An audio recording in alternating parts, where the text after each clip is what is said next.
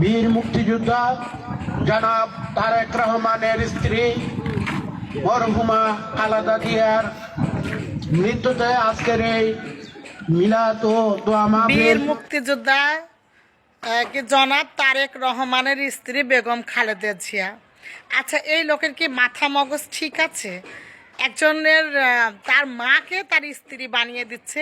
এইরকম অযোগ্য লোকগুলো কি দিয়ে মাইক হাতে করে এইভাবে মঞ্চে দাঁড় করিয়ে দিতে হবে?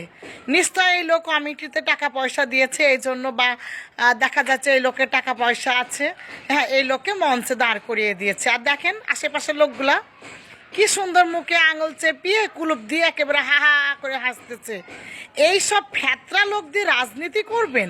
বিএনপি নেতাদের কি এতই নেতার অভাব বেঁধে গেছে যে এরকম ভুলভাল মগজহীন লোককে দিয়ে রাজনীতি করতে হচ্ছে?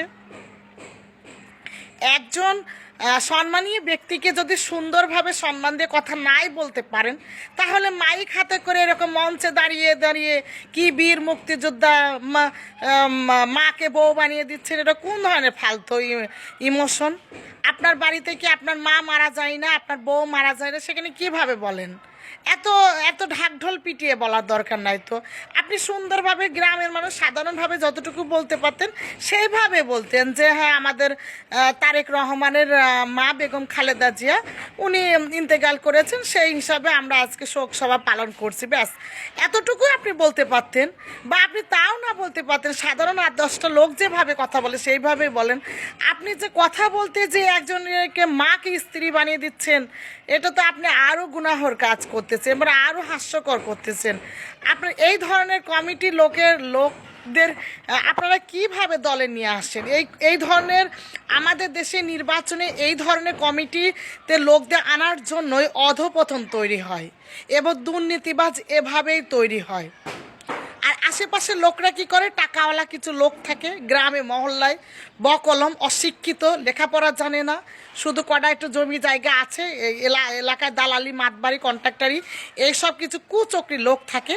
তারা টাকা দিয়ে কি করে? কমিটিতে ঢোকে এবং মঞ্চ হাতে, মানে একটা মাইক হাতে দিলে 2 কলম কথা বলতে পারে না, এদের নিয়ে এসে কি করবে? মঞ্চ, চেয়ার, টেবিলের সামনে পুজো করার মতো একেবারে দাঁড় করিয়ে থুয়ে দেবেন।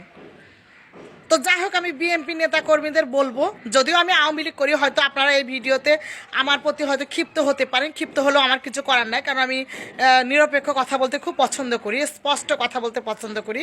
তো আপনাদের যদি এতই নেতার অভাব হয়ে থাকে, তো আপনারা বললেন আওয়ামী লীগদের আপনি ধার করে নিয়েছেন, দরকার হলে আপনি আমাকেও ধার করে নিয়ে যেতে পারেন। কোন বিষয়ের উপর কথা বলতে বলবেন, সব বিষয়ে সুন্দরভাবে গুছিয়ে গেছে কথা বলে দিয়ে আসবো, এটা কোনো বিষয় না।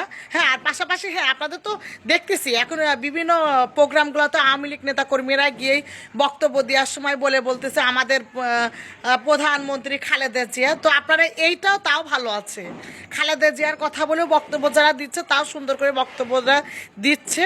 কিন্তু এই যে ভুলভাল এই যে কথাটা উনি বলছে একেবারে গুনাহের কথা, হ্যাঁ, তো সেই হিসাবে এখানে যারা এই লোককে ইনভাইট করছে তাদের প্রত্যেকে জুতার বাড়ি দেওয়া উচিত আমি মনে করি।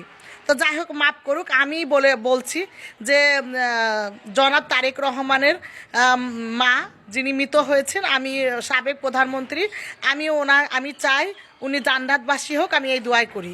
তো সকলে ভালো থাকবেন, সুস্থ থাকবেন।